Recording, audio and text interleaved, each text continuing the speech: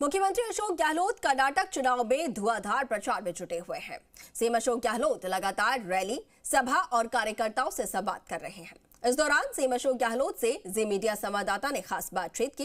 इस दौरान सीएम अशोक गहलोत ने हेट स्पीच को लोकतंत्र के लिए खतरा बताया।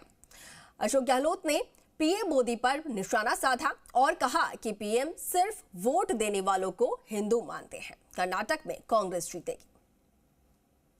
कर्नाटक में चुनाव प्रचार अपने चरम पर है। दोनों पार्टियों ने अपना अपना मैनिफेस्टो रिलीज किया है। हमारे साथ बात करने के लिए राजस्थान के मुख्यमंत्री साहब हैं।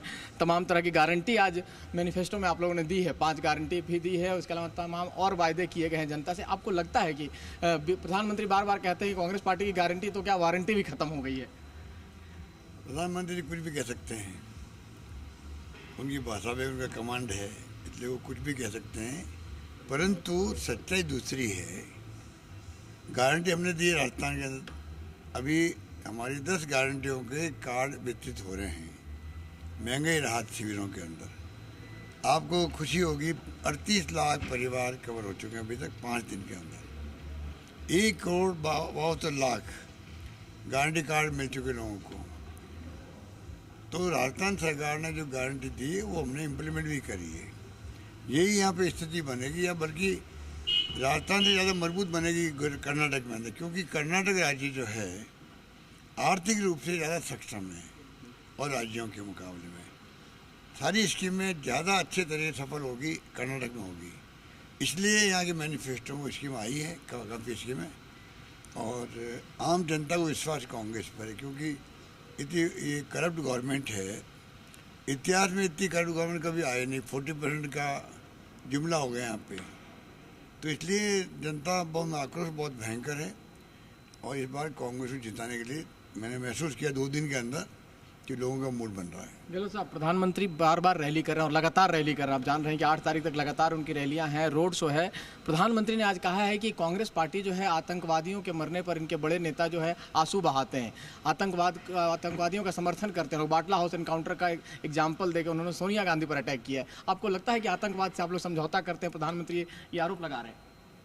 प्रधानमंत्री जी के मुंह से बातें अच्छी नहीं लगती है, क्योंकि कोई भी देश का नागरिक ऐसा नहीं होगा जो आतंकवादियों के ऊपर आंसू बहाए। ये कल्पना के बाहर की बात है। फिर भी पॉलिटिकल आरोप लगाएं, वो उनकी मर्जी है। पर मैं मानता हूँ कि सोनिया गांधी जी के बारे में तो इस देश पूरा देश जो है जिस सम्मान की दृष्टि देखता है, भारतीय नारी की संस्कार संस्कृति परंपराएं क्या थी उसको निभाया है सोनिया गांधी जी ने। इवन राजीव गांधी जी के शहीद होने के बावजूद भी बाद में लगातार निभाते आ रही है। हाईएस्ट रेस्पेक्ट कोई कमांड करती है अगर कांग्रेस के अंदर, हमारी कांग्रेस प्रेसिडेंट रही हैं सोनिया जी, उसका कोई मुकाबला नहीं है, चाहे वो मोदी जी कुछ भी कहे। उनको कहिए कि सोनिया गांधी परिवार का तो 32 साल से कोई व्यक्ति ना प्रधानमंत्री बना ना केंद्रीय मंत्री बना। ऑफर भी आई थी राहुल जी के पास में, बना नहीं हुए। खुद ने छोड़ दिया, पद दे दिया डॉक्टर मनमोहन सिंह जी को। फिर भी उनको सबको गांधी परिवार से क्यों चिंता रहती है हर वक्त? बार बार हम लोग गांधी परिवार के परिवारवाद की बात करते हैं, कोई पद पे है नहीं वो तो। और कांग्रेस पार्टी के ज़्यादा सवाल है, अगर पूरे देश के अंदर हर धर्म, हर जाति, हर वर्ग, हर क्षेत्र के लोगों में अगर कांग्रेस की लीडरशिप पे विश्वास है तो उनमें दिक्कत उनको क्यों होती है, बीजेपी वालों को क्यों होती है? नहीं सर, आज एक आपसे आखिरी सवाल करना चाहूँगा, क्योंकि मैनिफेस्टो में ये कहा गया है कि अगर सरकार आती है तो हम पीएफआई को भी बैन करेंगे और बजरंग दल को भी बैन करेंगे। प्रधानमंत्री रैली में ये उल्लेख किए हैं कि बजरंग दल यानी बजरंगियों को परेशान करना चाहते हैं। पहले ये लोग राम को स्वीकार नहीं करते थे, अब हनुमान को भी स्वीकार नहीं करते। तो इन मुद्दे को भी वो राजनीति कर रहे हैं, उसको इस तरह से मोड़ रहे हैं। मोदी जी हम सबको किसी को हिंदू मानते ही नहीं है। चक्कर ये है, वो हिंदू नहीं मानते, हिंदुओं को जो उनको वोट देते हैं उनको हिंदू मानते हैं। चक्कर ये है, इसलिए उनको भ्रमित करते रहते हैं, वरना ऐसी कोई बात नहीं है। जहाँ तक सवाल है ये जो बजरंग दल का और उन्होंने पीएफआई के लिए कहा है, इनको पूछो आप सुप्रीम कोर्ट की आवाज़ नहीं सुन रहे हैं? 1 महीने से 2 बार कह चुके हैं, कोई भी हेट्रेड स्पीच जो है वो लोकतंत्र के लिए खतरा है। इसलिए उन्होंने कहा है कि अगर मान लीजिए कोई नफरत भरी आवाज़ निकालता है उसके खिलाफ में मुकदमा दर्ज होना चाहिए। अगर नहीं करेंगे तो कंटेम्प्ट ऑफ कोर्ट होगा। यहाँ तक कह दिया है कि अगर मुकदमा दर्ज नहीं किया तो उसके खिलाफ में कंटेम्प्ट ऑफ कोर्ट होगा। अब इससे ज़्यादा वो क्या कह सकते हैं। उस भावना को इस मैनिफेस्टो में रिफ्लेक्ट किया गया है कि सुप्रीम कोर्ट खुद कह रहा है, और जिस प्रकार जाति के नाम पे, धर्म के नाम पर जो आक्रोश पैदा है, नफरत के बीज बोए जा रहे हैं, वो कहाँ जाके लॉजिकल पहुँचेंगे कोई सोच नहीं सकता। देश के हालात जो हैं आज पूरी दुनिया के अंदर लोग चिंतित थे।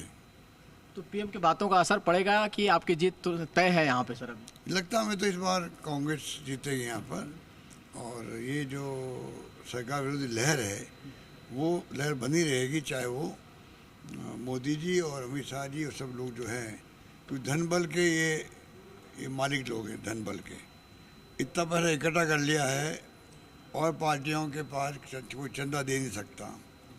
तो जो मैदान बराबरी का होना चाहिए, लेवल प्लेइंग फील्ड, वो तो है नहीं। उसके बावजूद भी हम संघर्ष कर रहे हैं, कामयाब होंगे। चलिए, बहुत धन्यवाद। तो ये थे अशोक गहलोत साहब की तमाम चीज़ें कर लें बीजेपी सरकार, लेकिन उसके बावजूद भी हम कामयाब होंगे और अपने आप को ही हिंदू मानते हैं, बाकी को तो हिंदू मानते नहीं हैं प्रधानमंत्री जी। तमाम सारी बातें जो आज मैनिफेस्टो में कही गई है, सुप्रीम कोर्ट का हवाला देते हुए उन्होंने उनको जस्टिफाई किया है। कैमरामैन कुलदीप के साथ रवि त्रिपाठी, जी मीडिया, बेंगलुरु। और चलिए इसी के साथ फिलहाल के लिए इस बुलेटिन में इतना ही, लेकिन आप बने रहें जी